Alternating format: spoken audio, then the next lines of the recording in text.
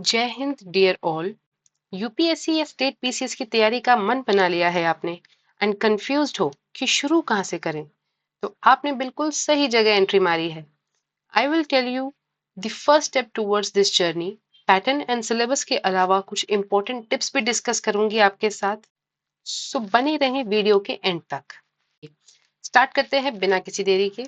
सबसे पहले अगर आपको कोई सा भी वॉर लड़ना है, ठीक है, तो उससे पहले हम क्या करते हैं, एक रणनीति बनाते हैं, एक स्ट्रैटेजी बनाते हैं कि किस तरीके से हम वॉर को लड़ने वाले हैं, हमारे पास क्या है और हमें क्या चाहिए, ये चीज चाहिए रहती है।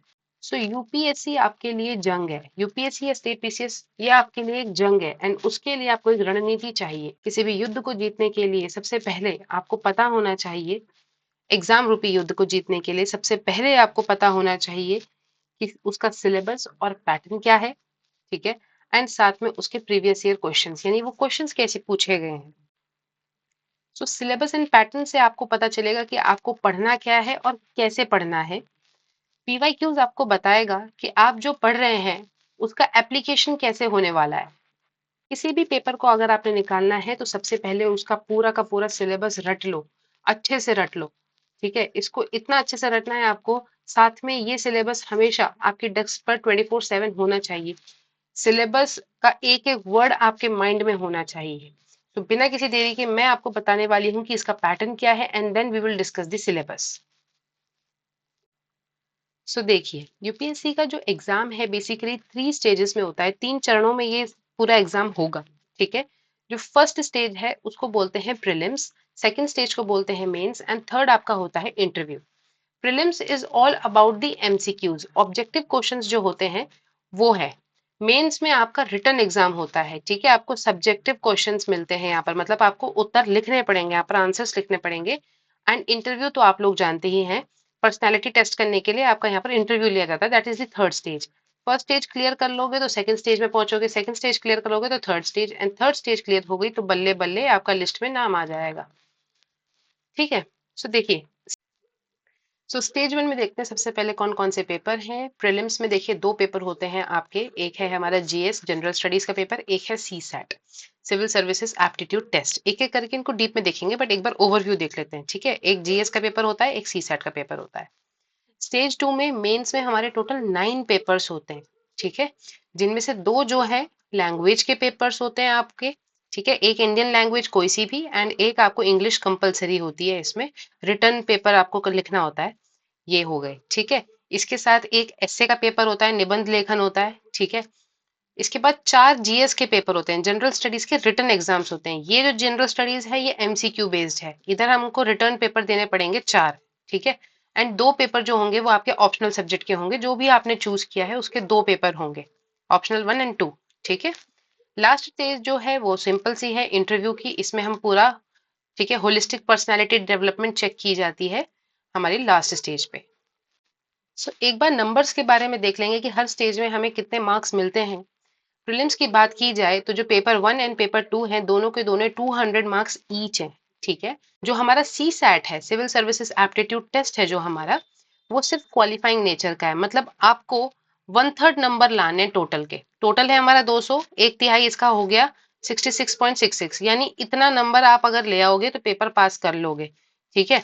अब आप चाहे 100 लाओ 200 में से, चाहे 120 लाओ, चाहे 150 लाओ, चाहे आप 67 लाओ, ये सब के सब बराबर हैं क्योंकि पेपर आपने क्वालिफाई कर लिया है एंड ये नंबर नहीं जुड़ते हैं, ठीक है, पेपर 2 के नंबर नहीं जुड़ते हैं सी, ठीक है। तो ये क्वालिफाई होना चाहिए आपका सी सेट एंड इसमें आपको कट ऑफ से ऊपर नंबर लाने तो आपका प्री क्वालिफाई हो जाएगा।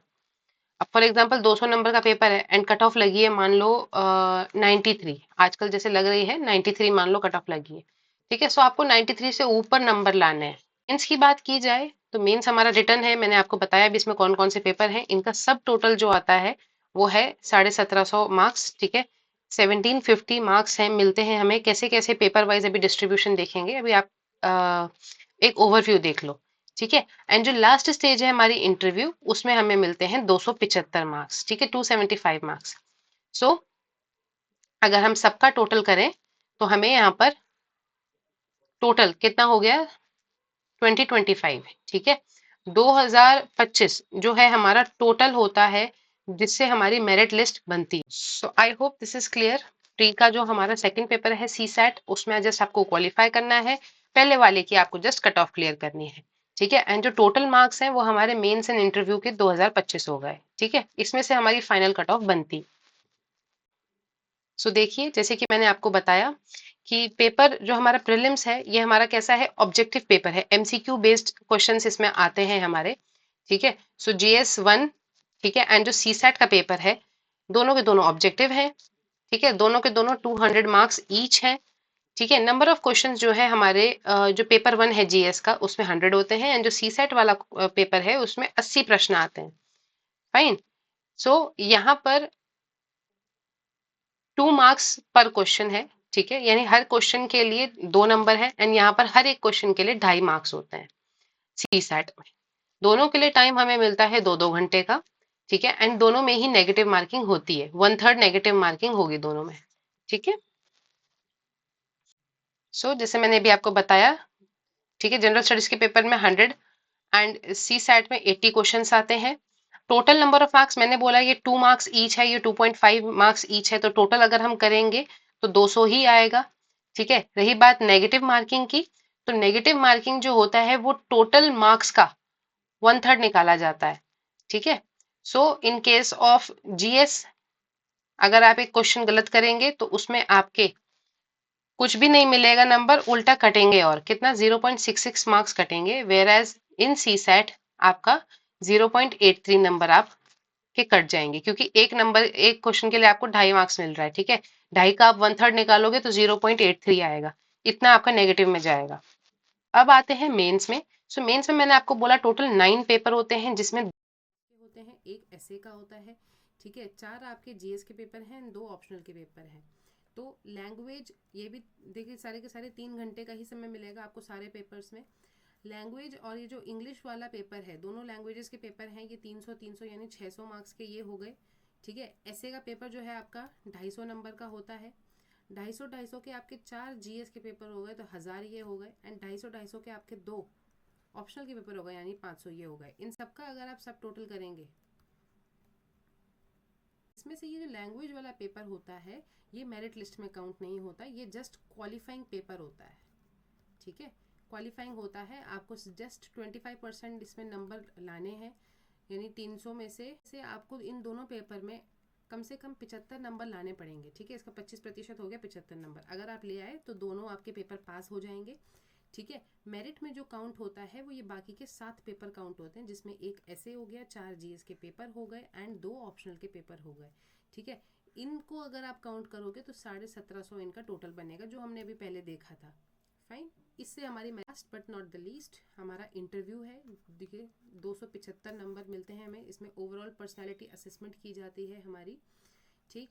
सो मेंस के 1750 मार्क्स एंड इंटरव्यू के 275 मार्क्स, टोटल हो गया हमारा 2025। इस टोटल में से नंबर्स कैलकुलेट किए जाते हैं और उस हिसाब से रैंकिंग निकाली जाती है, ऑल इंडिया रैंकिंग, ठीक है। सो जो लास्ट में पीडीएफ आती है, ठीक है, वो इसी सब टोटल के बेस पर की जाती है ranking. So this was all about the pattern of UPSC CSE, ठीक है। यूपीएससी सिविल सर्विस एग्जाम का पैटर्न इस तरीके से है।